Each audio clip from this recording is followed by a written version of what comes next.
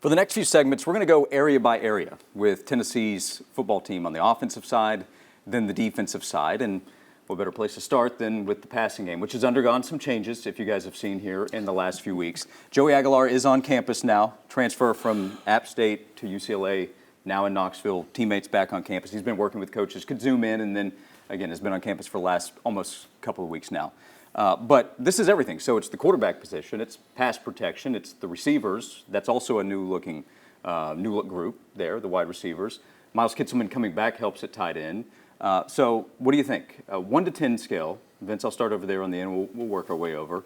Where's your confidence level? 1 to 10. How do you kind of grade out what you see with this passing game overall heading into the summer months? I would give it a 5, and it's not because there's not upside to go up. I'm not convicted that this is not going to work, but it's so unknown with so many questions on top of questions. How good will Aguilar be? Will they be able to improve his completion percentage and not throwing the football to the other team, those kind of things.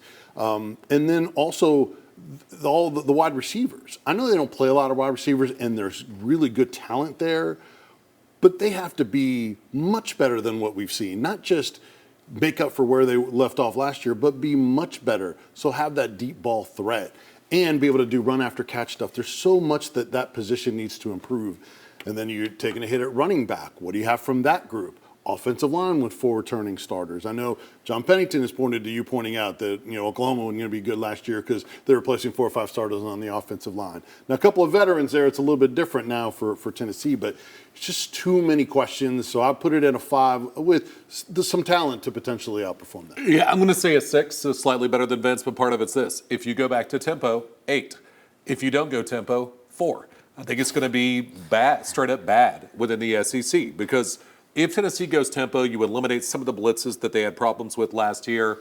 You don't need your running backs to be as good in pass pro. You're not worried about any type. Everyone has to go base vanilla when Tennessee goes Josh Heupel's tempo. When they don't, though, you're running the same offense 500 teams in the state of Texas are running in high school are running right now. So there's nothing special to it. You don't have incredible talent, I wouldn't say, either at receiver or on the offensive line or at quarterback. But when you put them together in this system, it can fit incredibly well. But if you don't go tempo, because we're going to try to win with defense and running the football again, I think that passing game is going to straight up be bad. And why didn't they run tempo last year? Because they didn't trust the quarterback at times. They were getting penalties on early downs to put them behind the chains, and they weren't having successful first down plays when they would run a play. So the game sometimes is going to dictate their tempo, how good your players are, can they execute what you're trying to call. So they could want to run tempo, but it may not be in the cards for them. So Vince, you're a 5. Will, you're a 6. Teetering. Could go up to 8. Yeah, could but drop they back down. Yes. So 5, 6, 1 to 10 scale. Tyler Ivins. How do you look at Tennessee's passing attack, the passing game of Tennessee's offense? So I always kind of like leaving 20% for a server. I'm going to start at a 5. And then I'm going to go to the 5 positions on the offensive side of the ball. And if there isn't a question mark, then I'll give them a point for every one. I have a question about every position on the offensive side of the ball, so I'm going to start and I'm going to finish with a 5. Question mark at quarterback, you've already knocked it out. Got your injury to your start tight end and Miles Kitselman, question mark. Offensive line, you're going to start Lance Hurd and then David Sanders with the money you're paying him immediately has to start at right tackle. I'm being told there are some issues with snapping and getting the ball to the quarterback at the center position. Sam Pendleton. Vital part of the passing offense. Yeah, getting the ball to the quarterback. Yes. Sam Pendleton is going to start somewhere. Will he be a center? Will he be a guard? Your wide receivers, you have 6 in the room. Some you feel comfortable with and some that you'd like to maybe throw some cash on to have a huge season, but it's not guaranteed. And even with the guy that you expect to be running back 1 in the local product in Deshaun Bishop, is he willing to take on the carries? That was the same question we had about Dylan Sampson last year. And Dylan Sampson answered the question with flying colors. So now if Deshaun Bishop is in fact RB1 with the other 2 guys behind him, I still even have questions about workload, injuries, and transferring over from Duke, much like Star Thomas did. Again, I know we'll get to the defense, but on the offensive side, I can't remember the last time I looked at a Tennessee football season and went, oh, man, the question marks just get larger and larger everywhere you look on that side of the ball. So 5. Putting you down for a 5. Okay. Well, Will West, we're aligned. I'm a 6. I still think that there is a higher floor.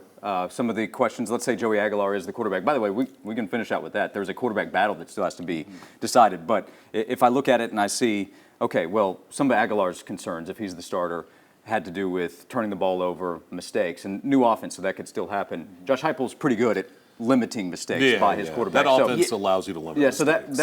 that alleviates some of the concern that I have there. But what about that? That there is a quarterback battle. We don't know that Joey's the guy. We don't know that it's only Joey that is the guy, or that it's only Jake if he ends up winning the job. I'd be surprised if McIntyre is the guy right away as a true freshman. But Tennessee has to figure out a quarterback battle before they have that guy lead the offense. I think if it's not Joey Aguilar, you're in trouble. I think you recalibrate everything about this Tennessee football season. Unless Jake Merklinger just takes massive steps, like literally maybe I've never seen a college quarterback take, then I think that it's Joey Aguilar's job. But if it's not Joey Aguilar's job, that means something bad happened. And I would say get your bags packed for Memphis or Birmingham when it comes to bowl season instead of Florida. Don't you dare that's what say I would that. say. Yeah, the fact that it is so much of an unknown at that position, how it's going to play out, that overrides the entire pass game and all the elements that are connected to it. It's not that they're definitely going to be bad or average. It is, there's the unknown, and there's a lot of variables that could kind of, all right, they address this, but then this might hold you back. There's just a lot there altogether, unfortunately, that are still to be determined. Yeah, and this is why I think tempo is so important, because if you go tempo, then you give a chance for, one, everybody else has to go base. Two, somebody can make a mistake. They're going to. It's not the individual play. It's this, you do that 3, 4, 5, 6, 7 times downfield. Somebody's going to blow coverage at some point in time. Then that opens up the pass downfield. Joey Aguilar does not have a great arm. He does not, but he can get the ball of his hands quickly. So if you're Tennessee and you're able to go tempo, you're going to catch somebody on a busted coverage, and you're going to get those yards after catch we're talking about. You're going to get those deep plays because somebody blew it. You know what I mean? And that's what it's going to take, as opposed to last year. It felt like Tennessee in the passing game was trying to force the ball downfield to get splash plays. And I don't think you get splash plays by trying to get splash plays. I think you get splash plays by baiting someone into blowing it in a coverage assignment or having Find easy one-on-one. plays. Yes, and beating them downfield. Tyler, quickly close us out. Yeah, put me down for the biggest story of replacement. Somebody who left the program from last year isn't Joey Aguilar replacing Nico. It's who's going to take over for Cooper Mays. How bad did this offense struggle when Cooper Mays had a hernia or he missed time, injury? Find who your starting center is. You need it, and you need it in the worst way. Okay, 1 to 10 scale on the passing game for Tennessee's offense. We are at a 5.5.